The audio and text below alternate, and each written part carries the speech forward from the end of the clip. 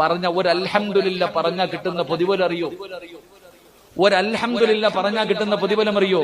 ഞാനൊരു പ്രതിഫലം പറഞ്ഞു തരാം, എന്നിട്ട് ദുആ ചെയ്യാം. അള്ളാഹു ഭാഗ്യം തരുമാറാകട്ടെ. മഹാനായ അബൂ തൽഹ റളിയല്ലാഹു തആല അൻഹു, അബൂ തൽഹ റളിയല്ലാഹു തആല അൻഹു തന്റെ പ്രിയപ്പെട്ട ഭാര്യ ഉമ്മു സുലൈം റളിയല്ലാഹു തആല അൻഹ രണ്ടുപേർക്കും അള്ളാഹു ഒരു മകനെ കൊടുത്തു. വലിയ ഇഷ്ടമാ.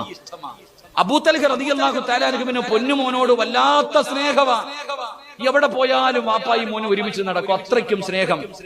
ഒരു ദിവസം ഒരു യാത്രയ്ക്ക് വേണ്ടി ഇറങ്ങുമ്പോ ഭാര്യയുടെ കയ്യിൽ പിടിച്ചു കൊടുത്തിട്ട് പറഞ്ഞു, എന്റെ പൊന്നുമോനെ നീ നല്ലതുപോലെ നോക്കിക്കൊള്ളണം, എന്റെ പൊന്നുമോനെ നീ നല്ലതുപോലെ നോക്കിക്കൊള്ളണം.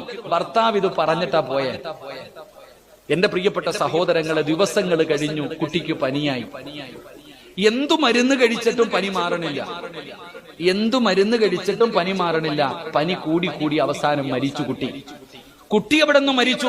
ഉമ്മു സുലൈം റളിയല്ലാഹു തആല അൻഹ വീടിനകത്തിരുന്ന് കരയുകയാ. പടച്ചവനെ, ഭർത്താവ് നാട്ടിലില്ല, കുഞ്ഞു മരിച്ചു, എന്ത് ചെയ്യണം, എന്ത് ചെയ്യണം?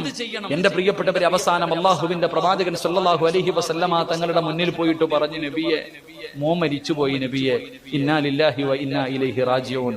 അള്ളാഹുവിന്റെ പ്രവാചകൻ അവിടെ നിന്ന് സമാധാനിപ്പിച്ചു. എന്നിട്ട് പറഞ്ഞു, ഉമ്മു സുലൈം പറ അൽഹംദുലില്ലാ. ഉമ്മു സുലൈം നീ പറ അൽഹംദുലില്ലാ. ഉമ്മു സുലൈം റളിയല്ലാഹു തആല അൻഹ അൽഹംദുലില്ലാ പറഞ്ഞു.